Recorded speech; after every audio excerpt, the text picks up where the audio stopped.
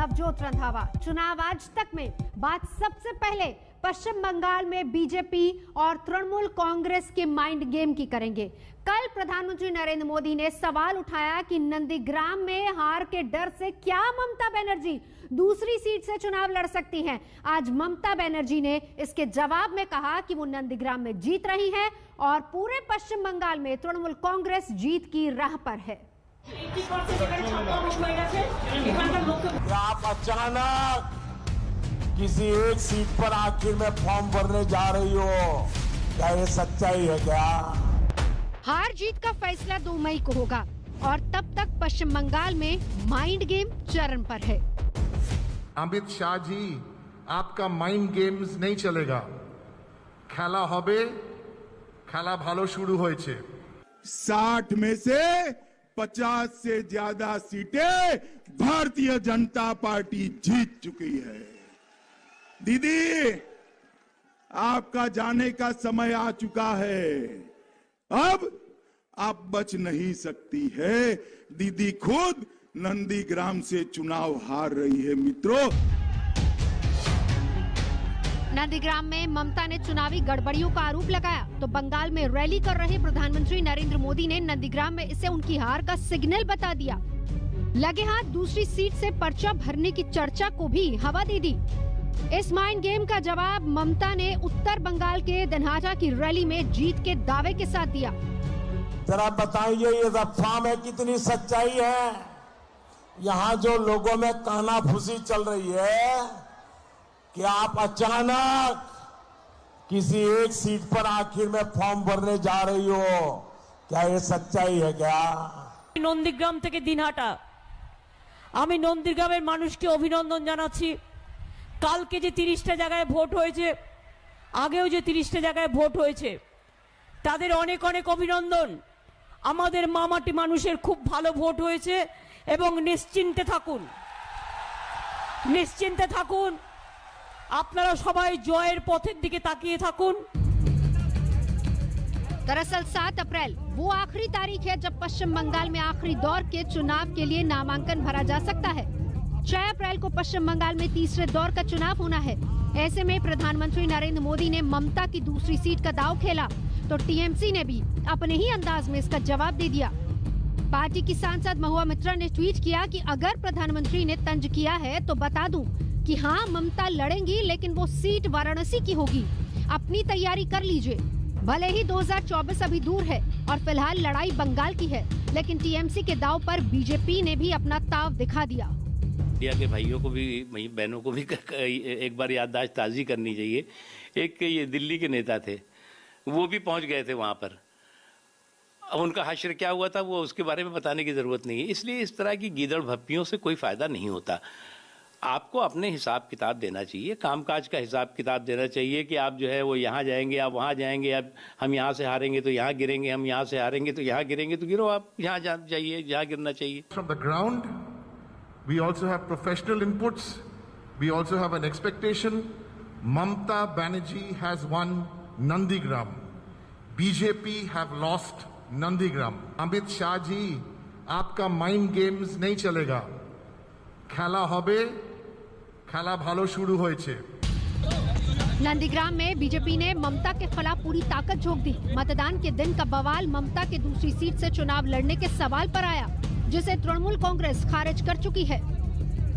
नंदीग्राम से अनुपम मिश्र, इंद्रजीत कुंडू के साथ श्वेता सिंह, आज तक। तो पश्चिम बंगाल के चुनावों में अगला दाव आज अमित शाह ने चला। कूच बिहार की रैली में शाह ने दावा किया कि अब तक हुए चुनाव में बीजेपी 60 में से 50 से ज्यादा सीटें जीत रही है और जवाब में ममता बनर्जी उनके साथ साथ चुनाव आयोग पर भी निशाना साधने से नहीं चूकी।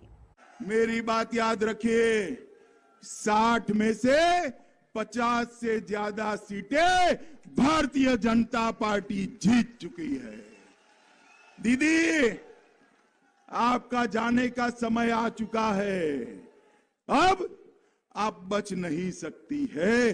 दीदी खुद नंदीग्राम से चुनाव हार रही है। मित्रों, दीदी खुद नंदीग्राम से चुनाव। इलेक्शन পরিচালনা আজকে দুঃখের সাথে বলছি, with humble regards to the election commission.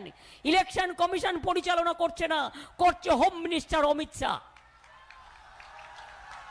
কালকে প্রত্যেকটা এলাকায় নন্দীগ্রামে পরশুদিন রাতে ওই সিআরপিএফ, আমি ওদের সম্মান করি, গিয়ে তাণ্ডব করেছে, বিএসএফ তাণ্ডব করেছে। कूच बिहार में आज ममता बनर्जी और अमित शाह दोनों ने रैली की। अमित शाह ने आरोप लगाया कि ममता बनर्जी ने उत्तर बंगाल के साथ हमेशा अन्याय किया। कलकत्ता से 700 किलोमीटर दूर है। कितना दूर है? जोर से बोलो, कितना दूर है? मगर दीदी के दिल से 7000 किलोमीटर दूर है। उनको उत्तर बंगाल की कोई पड़ी नहीं है। ना कनेक्टिविटी का ध्यान दिया, ना सड़कों का ध्यान दिया, ना स्वास्थ्य का ध्यान दिया। और यहां पर तंबाकू का उत्पादन बहुत अच्छा होता है। तंबाकू का भाव, रेट किसानों को अच्छा मिले, इसके लिए भी ये दीदी ने कुछ नहीं किया। के खाली सिमरी तक रोड बनाने के लिए 22 करोड़ रुपया दिया है। कितना दिया है भाई? 22 करोड़। जोर से बोलो, कितना दिया है? मगर रोड बना क्या? रोड बना क्या? क्यों नहीं बना? कि वो नहीं चाहते कि राजवंशी समाज का मेरा युवा वो रोड पर मोटरसाइकिल लेकर अपनी पत्नी को सैर कराने जाए, वो नहीं चाहते। सीआरपीएफ का जवान हो और बीएसएफ का हो, चाहे एसएसबी का हो, चाहे आईटीबीटी का हो, चाहे बंगाल का हो, आप लोग को हम लोग इज्जत करते हैं। लेकिन बीजेपी का नाम पे वोट दो कह के आप गांव-गांव में बीजेपी को लड़का लोगों को लेके आप अत्याचार बंद कीजिए। अगर आप अत्याचार करेगा तो मां बहनों आपको खिलाफ में लड़ेगा। असम के करीमगंज में बीजेपी उम्मीदवार की गाड़ी से ईवीएम बरामद किए जाने का मुद्दा गर्मा गया। कांग्रेस ने चुनाव आयोग के साथ साथ बीजेपी को भी निशाने पर लिया और वहीं चुनाव आयोग ने 4 अधिकारियों को सस्पेंड कर बूथ पर दोबारा चुनाव कराने का आदेश दे दिया। असम के करीमगंज में बीजेपी उम्मीदवार की गाड़ी में ईवीएम मिलने से सियासी बवाल खड़ा हो गया। ये बुलेरो पाथरकांडी सीट से बीजेपी उम्मीदवार कृष्णेंदु पाल की है, जिसका नंबर उनके हलफनामे में भी दर्ज है। चुनाव आयोग के मुताबिक मतदान के बाद लौटते समय सरकारी गाड़ी खराब होने की वजह से मतदान अधिकारी और 3 सहायक कर्मचारियों ने एक गाड़ी को हाथ दिया और उसमें सवार हो गए। ये गाड़ी बीजेपी उम्मीदवार की गाड़ी निकली। इस रिपोर्ट के बावजूद चुनाव आयोग ने कार्रवाई करते हुए चारों स्टाफ को सस्पेंड कर राताबाड़ी सीट के पोलिंग बूथ 149 पर फिर से मतदान का आदेश दे दिया है। असम में हुए ईवीएम विवाद को लेके पूरे पॉलिटिकल सर्कल में अफरा तफरी मच चुकी है और चुनाव आयोग ने यह निर्णय लिया है कि राताबाड़ी सीट के पोलिंग बूथ 149 में एक बार फिर से मतदान करवाया जाएगा। जो ईवीएम एक भाजपा कैंडिडेट की गाड़ी में मिला था वो इसी पोलिंग बूथ का था। 4 अफसरों को निलंबित कर दिया गया है और एक जांच कमेटी चुनाव आयोग द्वारा संगठित कर दी गई है। बीजेपी उम्मीदवार की गाड़ी में ईवीएम मिलने की जो कहानी सामने आई है वो विपक्ष को हजम नहीं हो रही। राहुल गांधी ने ट्वीट किया, इलेक्शन कमीशन की गाड़ी खराब, भाजपा की नीयत खराब, लोकतंत्र की हालत खराब। किस तरह से बीजेपी प्रत्याशी के कार से ईवीएम बरामद हुआ है तो ये तो बहुत ही गंभीर मामला है।